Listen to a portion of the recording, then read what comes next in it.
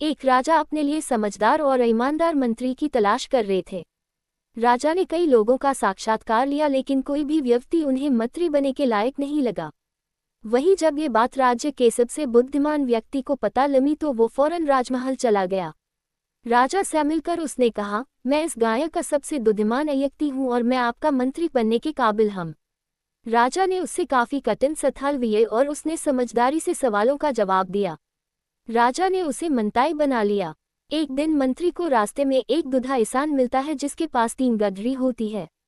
बूढ़ा मदद मांगते हुए कहता है, क्या तुम मेरी एक गदरी उड़ा सकते हो? ये काफी भारी है। कह बुजुर्ग की मदद करने के लिए हाँ कर देता है और एक गदरी उठा लेता है। मंत्री बुजुर्ग से पूछता, बुद्धिमान लालची है जो ये इतनी भारी है? बुजुर्ग ने कहा, इस गठरी में सिक्के हैं। आगे एक नदी आती है जिसे पार करना होता है। बहुजा आधारण कहता है, क्या तुम मेरी दूसरी गदरी उड़ा सकते हो? क्योंकि 2 गदरी लेकर मैं ये नदी पार नहीं कर सकता हूँ। वह दूसरी गठरी उड़ा लेता है और ये गदरी भी भारी होती है।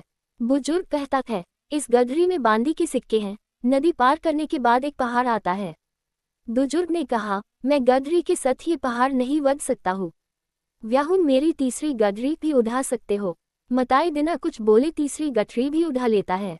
बुजुर्ग पहाड़ विलते हुए उससे कहता है कि इस गदरी में सोने के सिक्के हैं, तुम इसको लेकर मत भागना, मैं तुम्हारा पीछ नहीं कर सकता हूँ। बोली दूर जाने के बाद मंत्री सोचता है कि अगर ये तीनों गदरी लेकर भाग जाओ तो मैं धनवान बन जाऊंगा और ये बुजुर्ग तो मुझे कभी पकड़ भी नहीं पाएगा।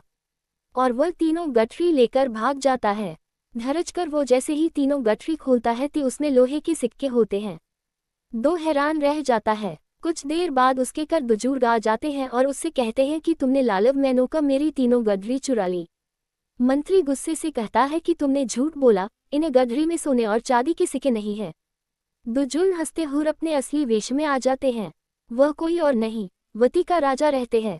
राजा कहते हैं, तुम बुद्धिमान थे इसलिए मैंने तुम्हें अपना मंत्री नियुक्त किया, लेकिन तुम्हारे अंदर ईमानदारी बिल्कुल नहीं है, इसलिए तुम मेरे मंत्री बनने के लायक नहीं हो। राजा की ये बात सुनकर उसको अपनी गलती पर खूब पछतावा हुआ। सीख, लालच में आकर हम अपना ही नुकसान कर बैठते हैं, इसलिए हमेशा ईमानदार रहे।